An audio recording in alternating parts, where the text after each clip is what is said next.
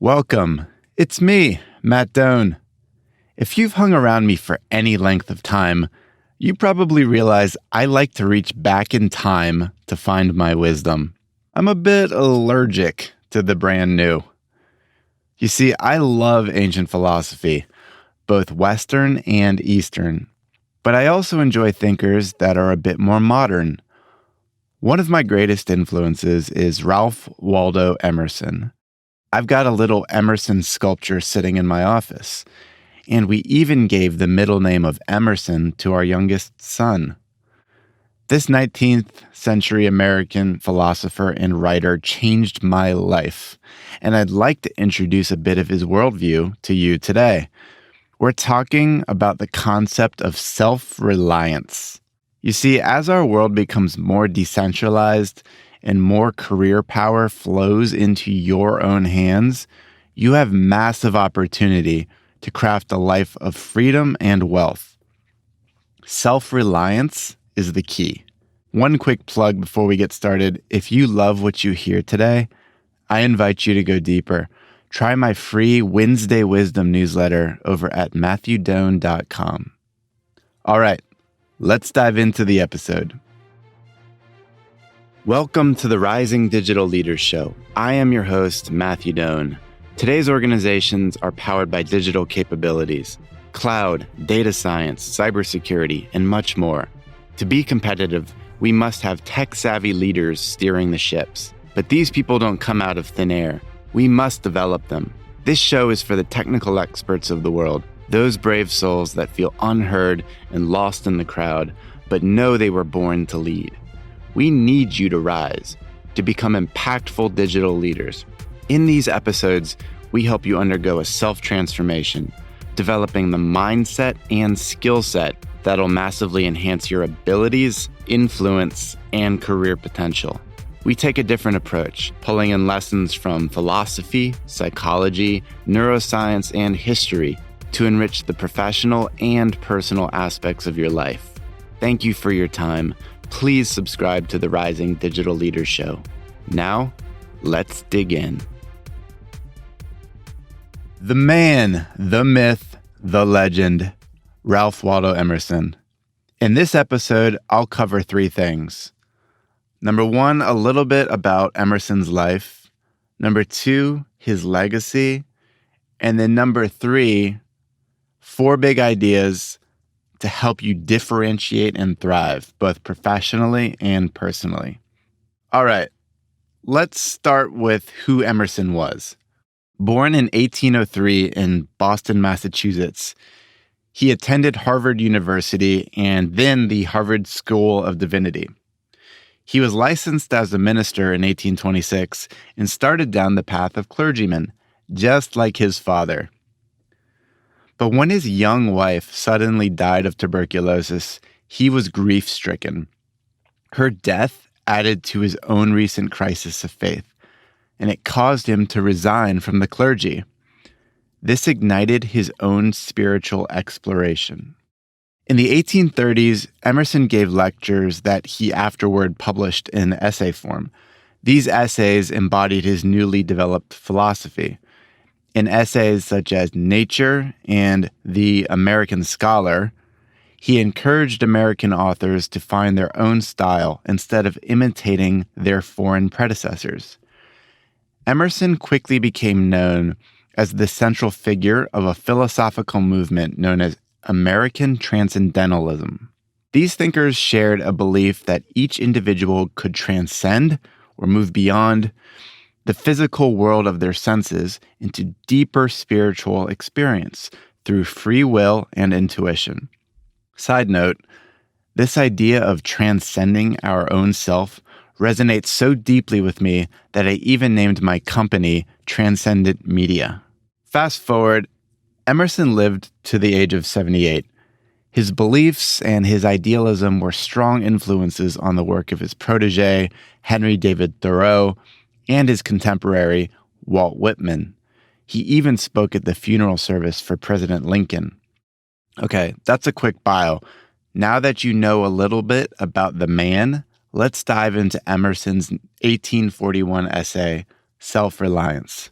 If you're looking to live heroically, learn how to trust yourself, and move away from a state of conformity, I think Self-Reliance is a must-read.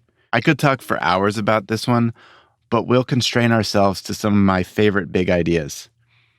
Now, I want you to absorb these ideas and see how they might apply to your career in the technology field.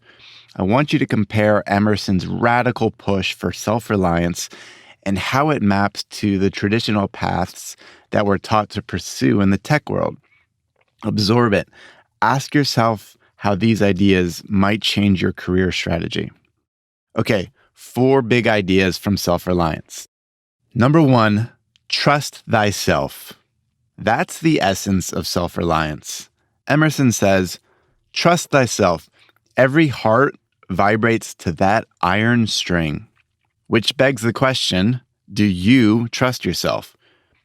What does your soul whisper to you in the quiet moments? Are you living in accordance with that? Emerson also says, these are the voices which we hear in solitude, but they grow faint and inaudible as we enter into the world. Which begs another question. Are you deliberately creating quiet moments in your days so that you can explore your highest self? Or are you constantly drowning your consciousness with push notifications and stimuli that degrade your higher self? You'll never know what your highest self is thinking or is capable of unless you make the space to listen. For me, it starts the night before. I prioritize getting 8 hours of sleep. I then wake up and stay disconnected from the internet. I meditate for a bit, read a few pages of an inspiring book, and then I pour out my thoughts and feelings into a journal, reflecting on my ideals and my dreams for life. This helps me process and access my higher self and sets the tone for my day. You don't have to do this, but however you do it, you need to engage your higher self so that you can then trust yourself. And to get there, you need to know yourself. Idea number 2, nonconformity and the integrity of your own mind. Emerson says, whoso would be a man must be a nonconformist. Nothing is at last sacred but the integrity of your own mind.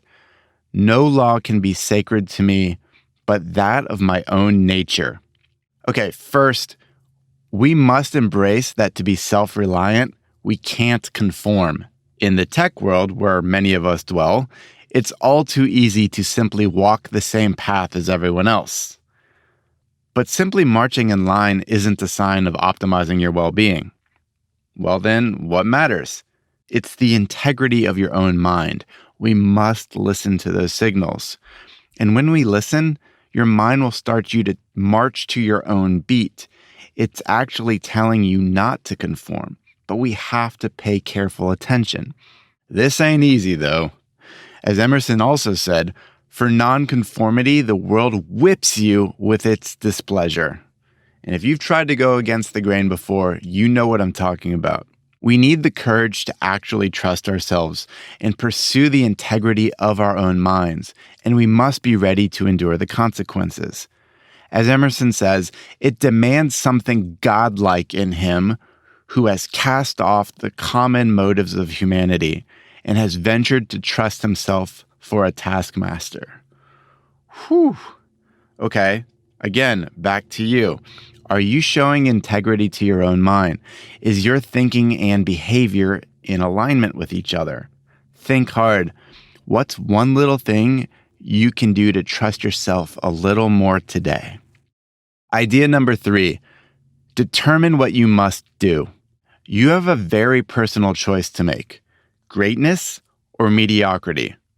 Which one will it be? The distinction between greatness and mediocrity is doing what you think is right, even in the face of other people telling you it's wrong. We will always find people who think they know our duty better than we do. And you'll likely make these people upset when you don't follow their path, the traditional path. Big whoop. It's your life. You need to start marching to your own beat. Emerson puts it on each of us. Determine what you must do. Don't let others determine that for you. The whole idea here is to continually gain clarity over time and bravely act in accordance with that understanding.